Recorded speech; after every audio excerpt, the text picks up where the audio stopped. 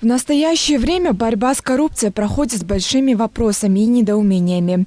По словам политолога Эмиля Джураева, законная справедливость должна устанавливать меру вины, и человек, который заключен в тюрьму, тем не менее может и должен внести экономическое возмещение своего вреда, нанесенного обществу. Известные в коррупционных схемах люди выплачивают миллионы денег и выходят на свободу, тогда как простые люди за гораздо мелкие преступления, не имея даже нескольких тысяч сомов, остаются в заключении. Власти нужно серьезно подумать над подходом стратегии коррупции и следовать строго букве закона и духу вообще законного правового государства, чем превращать процесс в торги. Также очень важно соблюдать надлежащие процедуры, проект следствия, прозрачность и доказанность вины, прежде чем привлекать либо объявлять виновными.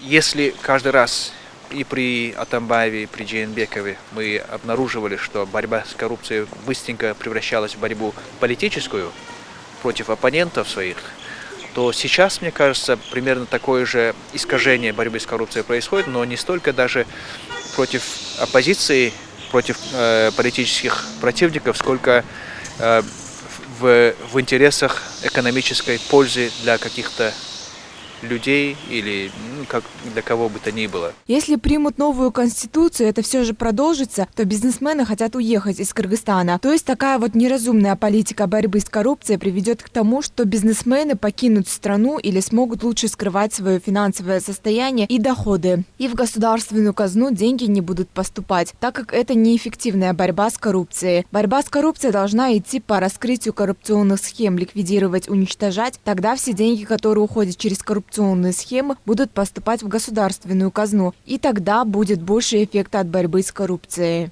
То есть государство вообще не выполняет ни конституционные свои обязательства, ни законы Кыргызской республики.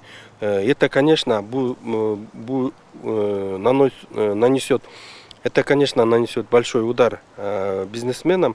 Они будут еще больше скрывать свои доходы, еще больше вывозить деньги за рубеж и вообще могут уйти с Кыргызстана. Коррупция – это не только криминальное явление, это и социальное явление. По словам эксперта Курманбека Усмонова, в последнее время заметно активизировалась борьба с коррупцией. Принимают комплексные меры по борьбе. Но коррупцию только с карательными мерами не устранить. Тут нужен и подъем экономики, подъем благосостояния уровня жизни населения. Нужно принимать комплексные меры. Борьба с коррупцией всегда велась, но в последнее время она заметно активизировалась. Это расценивается как положительная тенденция. Дисциплинарная комиссия рассмотрела вопрос о даче согласия на привлечение к уголовной ответственности Калиевой.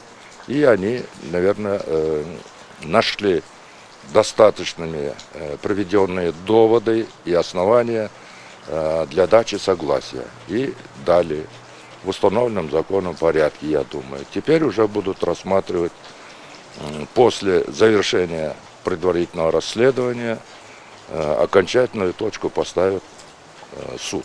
Ранее председатель ГКМБ Камчыбек Ташиев заявил, что в отношении Гульбары Калиевой возбуждено уголовное дело. Оно касается коррупции при разработке и внедрении автоматизированной информационной системы местного суда. В ГКМБ считают, что Гульбара Калиева под различными предлогами затягивает процесс рассмотрения вопроса о привлечении ее к ответственности в дисциплинарной комиссии. Калиева с 2019 года занимала должность судьи и заместителя председателя Верховного суда Кыргызстана. В 2018 году была назначена председателем Верховного суда. За последние 30 лет около 300 семей в Кыргызстане разбогатели, остальные обеднели. Одной из причин, которой и произошла Третья революция. Об этом заявил президент Кыргызстана Садыр Джапаров. По словам главы государства, сейчас в стране устанавливается законность и справедливость, а для изменения ситуации нужно всего лишь 2 и 3 года. Об этом заявил президент Кыргызстана Садыр Джапаров. По словам главы государства, сейчас в стране устанавливается законность и справедливость, а для изменения ситуации нужно 2-3 года. Анна Манова, Улугбек Сулайманов, Нью ТВ.